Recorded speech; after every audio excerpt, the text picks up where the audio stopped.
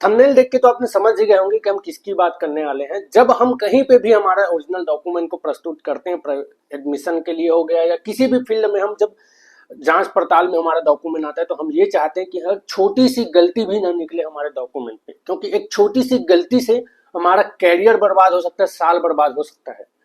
जहां पे हम चाहे ऑनलाइन फॉर्म फिलअप करने में हो या वेरिफिकेशन में हो, छोटी छोटी गलतियां भी ध्यान में रखते हैं कि ऐसा ना हो। इसी बीच एक ऐसे कैंडिडेट भी सामने आ रहे हैं जहां पे जिनके पास डॉक्यूमेंट तो है ही नहीं, फिर भी उन्होंने कहीं से किसी भी तरीके से डॉक्यूमेंट ले आए और एडमिशन प्रोसेस भी कर लिए। जहां पे एडमिशन प्रोसेस के बाद स्टूडेंट को तो लगा होगा कि वो अब एडमिशन उनका कंफर्म है फर्जी डॉक्यूमेंट के साथ, लेकिन यहीं पे एक केस खत्म नहीं हुआ। उनका जो डॉक्यूमेंट है फर्जीवाड़ा साबित हो गया। आगे डिस्कस करेंगे किस माध्यम से, किस बेस पे हम इसके बारे में डिस्कस कर रहे हैं। इस बीच में मैं बस आप सबसे एक ही चीज कहूंगा कि भैया डॉक्यूमेंट अगर आप रख रहे हो तो वैलिड डॉक्यूमेंट रखें। किसी भी प्रकार के कोई गलत डॉक्यूमेंट ना लाएं, फर्जीवाड़ा की तरह से ना लाएं, किसी भी गलत विचार में ना फंसे। कोई थर्ड पार्टी काउंसलर वगैरह अगर आपको कह रहा है कि इस तरीके से हम डॉक्यूमेंट बना के आपका एडमिशन करेंगे, तो उस चीजों से आप बचे। अगर आपके फैमिली मेंबर, रिश्तेदार कह रहे हैं तो उस चीज से बचे। अगर आपके मन में ये चीज आ रहा है तो आप उस चीज से बचे, वो चीज ना करें।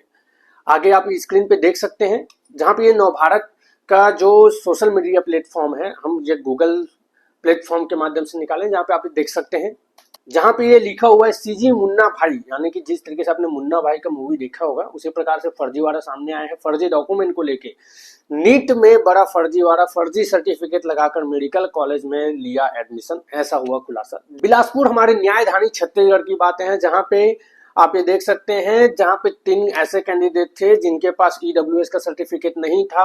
नीट की परीक्षा तो उन्होंने पास कर लिया। आगे बात आती है एडमिशन की। ईडब्ल्यूएस सर्टिफिकेट अगर उन्होंने बनाना भी चाहा होगा, कहीं किसी कारण से नहीं बन पाया होगा, तो उन्होंने कहीं से इधर उधर जुगाड़ करके ईडब्ल्यूएस सर्टिफिकेट बनाया। अलॉटमेंट तो आया, वेरिफिकेशन हुआ। वेरिफिकेशन होने के बाद उन कैंडिडेट को लगा होगा कि वो अब आगे रास्ता पार कर लिए हैं, किसी भी प्रकार की कोई दिक्कतें नहीं आएंगी। लेकिन दिक्कतें यहीं पे आई, उनका जो डॉक्यूमेंट है तहसील ऑफिस बिलासपुर से पता किए, हर एक तहसील से, जहां पे उनके रिकॉर्ड में इन बच्चों का नाम ही नहीं है ईडब्ल्यूएस सर्टिफिकेट को लेके। तो ये हो गया पूरी फर्जीवाड़ा। तो आप सबसे मैं बस एक ही चीज कहूंगा, चाहे आप स्टूडेंट हो या पेरेंट्स हो, आप ऐसी गलती ना करें जिससे आपका कैरियर पे बातें आ सके, आपका साल बर्बाद हो सके।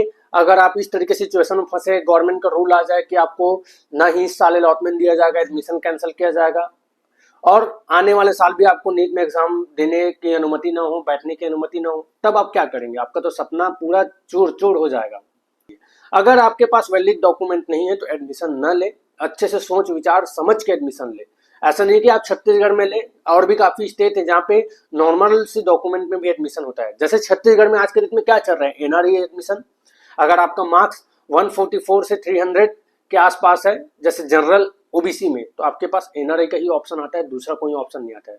एनआरआई छत्तीसगढ़ में फैमिली ट्री मांगा जा रहा है, पूरा वैलिड डॉक्यूमेंट होना चाहिए। अगर आपके पास नहीं है तो किसी भी प्रकार के थर्ड पार्टी के कहने में या आपके पहचान रिश्तेदार वालों के कहने में एडमिशन न ले। आपके पास एनआरआई का डॉक्यूमेंट नहीं है, दूसरे स्टेट की तरफ जाए। जैसे काफी सारे स्टेट है जहाँ पे स्पॉन्सरशिप में एडमिशन होता है, वहां पे एडमिशन ले। अगर आपका एनआरआई का बजट नहीं है, आपके पास मैनेजमेंट कोटा का ऑप्शन आता है, जहाँ पे 75 से लेकर के 95 तक के कॉलेजेस आपको मिलेंगे। 75, 80, 85, 90, 95 अंडर 1 CR।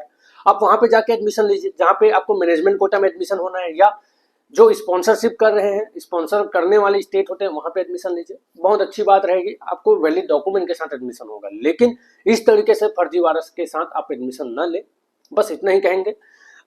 अगर आप एडमिशन देख रहे होंगे, आपका बजट 75 से लेकर के 95 के आसपास का है, आप नीचे दिए नंबर पे कांटेक्ट करें। 144 ओबीसी में 113 अगर आपका क्वालिफाई मार्क्स है तो भी आपका एडमिशन हो सकता है। नीचे दिए नंबर पे कांटेक्ट करके एडमिशन प्रोसेस की आप जानकारी ले। अगर आपको वीडियो अच्छा लगे, चैनल पे पहली बार विजिट कर रहे होंगे, चैनल को सब्सक्राइब करना ना भूले।